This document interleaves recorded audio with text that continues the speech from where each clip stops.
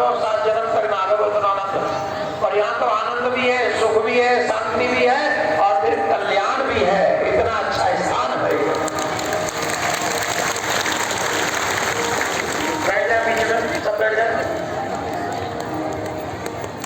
तो जब कन्हैया रोने लगे तो मैया ने गोपी बुलाई, गोपी बाबा के पास में गई, बाबा ने चलियो, फिर बाबा को दर्शन करायो मैया। ये सुंदर लीला, अद्भुत लीला, बड़ी प्यारी लीला। एक और बहुत सुंदर लीला है, ब्रज में तो अनंत लीला है, एक से एक सुंदर लीलाएं हैं। एक दिन की बात है, कन्हैया गैया बछड़ा खेल रहे, ग्वाल वालन के संग में खेलने गए। शाम जय माता भजन गाँव में हम भजन के बाद यूँ लगे जैसे सबने परमिशन मिल गई हो बात करने की। एक एक सेकंड अनमोल है। जैसे ही 6 बजते हैं, 6 बजने के बाद तुरंत घड़ी दौड़ने लग जाती है 7 की तरफ। और जैसे ही 6 के बाद ऐसा लगता है कि बज गए 7।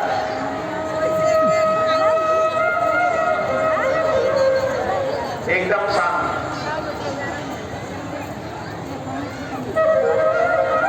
प्यारे ग्वाल वालन के संग खेलते हुए सुखदेव जी कहे, राजन एक दिन ठाकुर जी ने ब्रजरज को भोग लगाया। और जब ठाकुर जी ने ब्रजरज को भोग लगाया, गोपाल जी के लिए केलबनी कम्मा कथा सुने कथी माटी खाम तो लो देख लियो। और माटी खाम तो लो जब देख लो, कोई ब्रजवासी कन्हैया को पकड़ के लाए। वाह कितना और सुंदर। मैया से कहने लगे, अरे ओ मैया, मैया देख काकू अपने छोड़ा है। और क्यों खाई? माटी खाइए तो क्यों खाई? समझ गई, अभी पता चला था कि वाह सुने देखा जाए। हाँ पिक्चर जैसा कोई बा।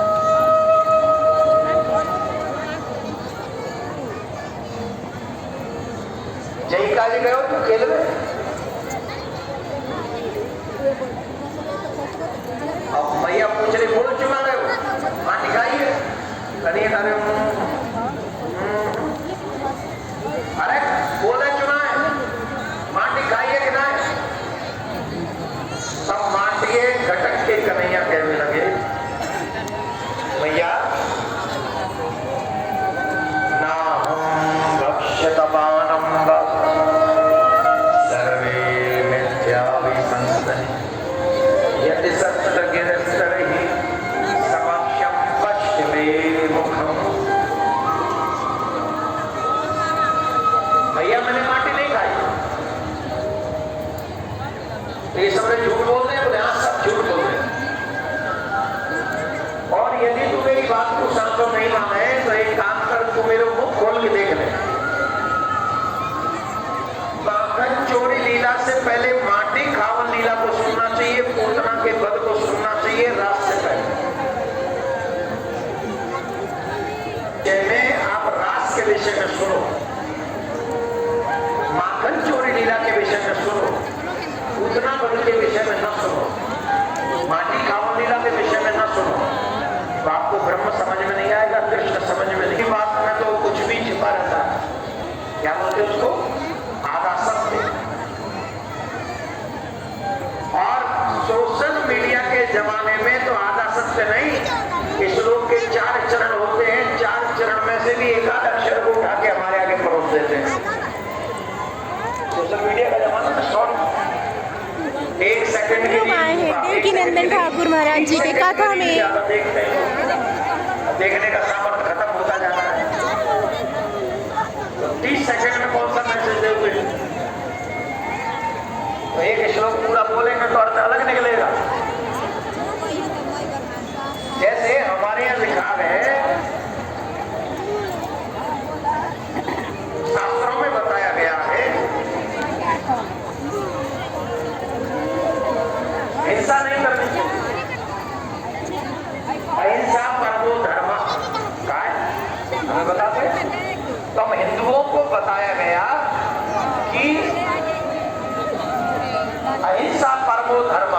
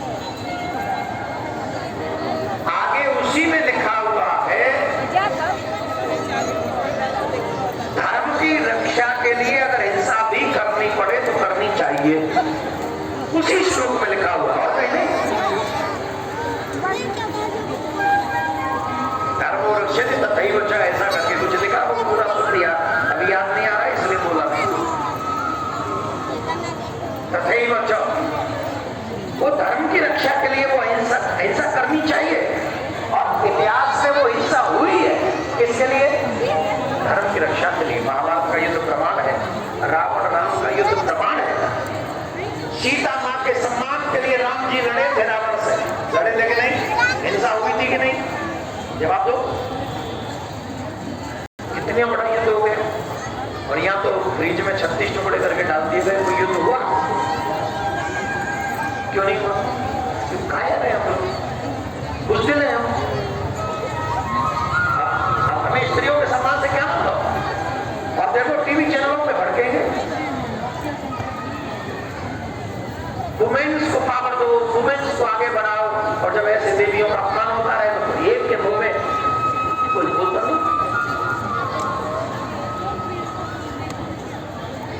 देवियों का सम्मान धर्म है, उसकी रक्षा के लिए लड़ना धर्म है। पुरुष वही पुरुष है, मर्द वही मर्द है। जिस मर्द के होने पर माँ, बेटी, बहन और पत्नी अपने आप को सुरक्षित महसूस करती हो, उसी मर्द का होना इस पृथ्वी पर साफ है।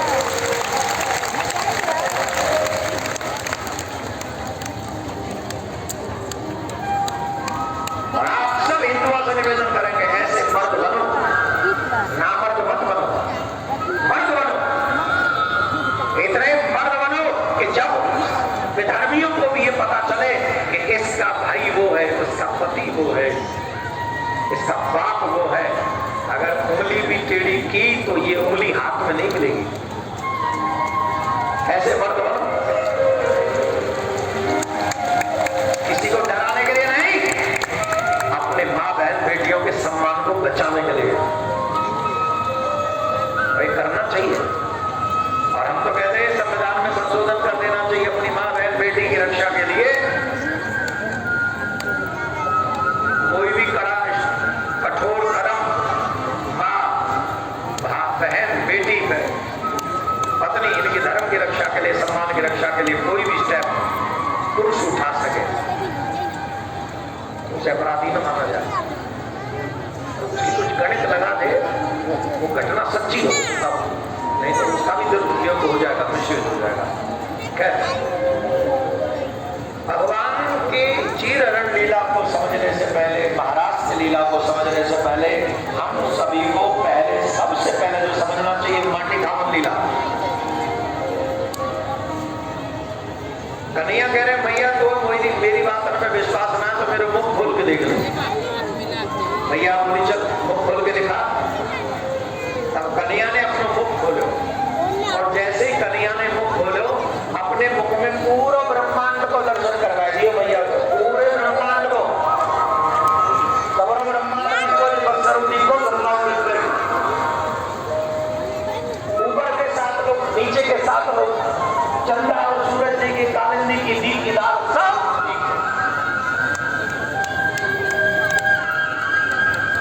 जो कहते हैं भगवान मां चुकाते हैं। उनसे पूछो तुम अपने मुख में अपना घर भी दिखा सकते हो क्या? दिखा सकते हो? नहीं दिखा सकते ना। और भगवान तो पूरा ब्रह्मांड दिखा रहे हैं। इसका मतलब है कि भगवान ने जो माखन चोरी लीला की वो अपने लिए नहीं की, वो हम आगे बताएंगे जब माखन चोरी लीला सुनाएंगे। ये सबकी सब लीलाएं भगवान ने, सबकी सब लीलाएं ब्रज की गोपियों को सुख देने के लिए। अरे जिससे तुम प्रेम करते हो, अच्छा पहली बात तो बताओ कौन कौन प्रेम किए हो? कभी किसी ने प्रेम किया है? जिसने प्रेम किया हाथ उठाओ।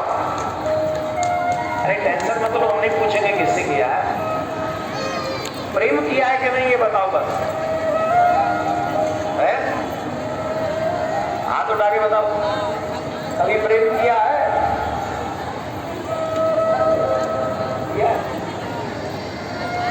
अरे हाथ उठा के बताओ। ये हो, नीचे करो आप। जिससे प्रेम किया है उसके साथ समय बिताना चाहते हो कि नहीं? बात करना चाहते हो कि नहीं? अपनी अनमोल वस्तु उन्हें सौंपना चाहते हो कि नहीं? बोलो, राइट और रॉन्ग? ब्रज की गोपियां सिर्फ कृष्ण से प्रेम करती हैं। आपका प्रेम तो यह जब मंदिर जाते हो तो 10 रुपया की बड़ी मुश्किल से भगवान को चढ़ाते हो, है कि नहीं? इतनी कंजूसी हम करते भगवान के सामने जाकर। अभी मैं गया था वो सोमेश्वर महादेव, सोमेश्वर नहीं, ब्रह्मेश्वर महादेव, ब्रह्मेश्वर महादेव गया में वहां लोग आ रहे थे, 1-1 रुपया चढ़ा रहे थे, 1-1 रुपया महादेव पे, वो भी सिक्के वाला। ये किनके बच्चे पे डाले? अरे कौन कोई? अरे किसी एक के तो नहीं हो गए।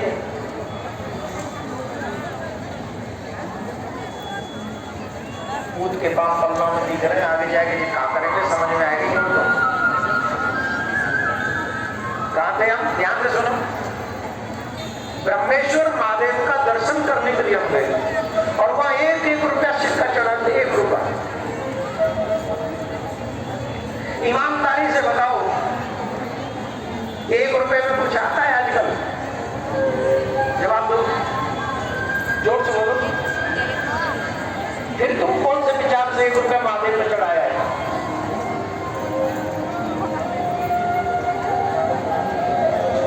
अरे भगवान तो भाव के मुंह के 1 भी मत चढ़ा। 1 भी क्यों चढ़ाया? सामर्थ्य के अनुसार चढ़ा। तो क्या तेरी औकात 1 रुपए की ही है? हम क्यों कंजूसी कर रहे हैं? हमें कभी भी धर्म के काम में कंजूसी नहीं करनी चाहिए। ठाकुर जी के पास जाएं, भगवान कभी नहीं कहता कि तू सोना चढ़ा दे, चांदी चढ़ा दे, लेकिन भगवान ये जरूर कहता है अपनी सामर्थ्य के अनुसार मेरी पूजा कर। जितनी तेरी सामर्थ्य है मेरी पूजा कर, मैं तेरी और सामर्थ्य बढ़ाऊंगा। हम सबके घर में लड्डू गोपाल जी है कि नहीं है? किस किस के घर में लड्डू गोपाल जी? हाथ उठा। लड्डू गोपाल जी है घर में? अच्छा, अपने बेटे के लिए 5,000 की ड्रेस कौन कौन खरीद चुका है अब तक? 5,000 की, 2,000 की, 3,000 की? हाथ उठाओ अपने बेटे के लिए। नीचे करो। और जब लड्डू गोपाल जी भी आपके बेटा ही हैं? लड्डू गोपाल जी बेटा है। अब लड्डू गोपाल जी के लिए पोशाक लेने के लिए गए और पोशाक वाले से पूछे, भैया कितने की है? भैया कितने की है? फिर क्या बोला हमने? उसने बोला 50 रुपए की। क्या बोला उसने? जोर से बोलो। अपना बेटा मान रहे हैं, उसके लिए 50 रुपए हमको भगवान के लिए पोशाक के लिए सोचना पड़ रहा है और ऊपर से कहते भगवान हमें मिलते नहीं। या तो बेटे के लिए भी 50 रुपए के कपड़े पहना, या फिर ठाकुर जी के लिए भी कम से कम 500 की पोशाक बनाना, अपना स्वभाव बना ले।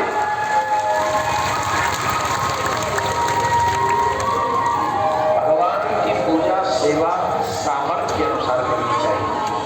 जितनी आपकी सामर्थ्य है आप उतनी सेवा करो। अगर 5 रुपए की है तो 4.25 की करो, लेकिन अगर 10,000 की है और फिर भी आप सिर्फ 100 रुपए की सेवा कर रहे हैं तो भगवान आपसे प्रसन्न नहीं होगा। ब्रज की गोपियों पे सबसे बड़ा धन जो था वो था, भगवान ने अपने मुख में ब्रह्मांड दिखाया, मानो हम सबको बताया हो। मुझे सारा नमस्कार जोर से बोलना पड़ेगा। राधे राधे। और जोर से बोलिए। राधे राधे। आज कल और आज कुछ लोगों ने प्रिया कांजू की गौशाला के लिए, जो कि वहां भूस भरा जा रहा है, अभी 1 वर्ष के लिए गौ माताओं के लिए भूस भरा जाएगा, उसके लिए कुछ लोगों ने दान राशि दी है और अपने धन का सदुपयोग करने की कुछ लोग मकसद से भी दिया है। एक बार जोरदार ताली बजाकर उनका सभी का कहते हैं, जहां गौ माता तृप्त हो जाती है तो जगतपति स्वतः ही तृप्त हो जाते हैं उस मनुष्य से। तो हम लोग जिनके घरों में गाय न हो उन्हें गौ के लिए, किस किस के घर में गाय नहीं है हाथ उठाओ। जिन जिन के घर में गौ नहीं है नीचे करो हाथ। एक नियम अपना लो हमारे कहने से। सनातनियों का नियम है, पहली रोटी गौ माता के लिए और आखिरी रोटी स्वान के लिए होती है।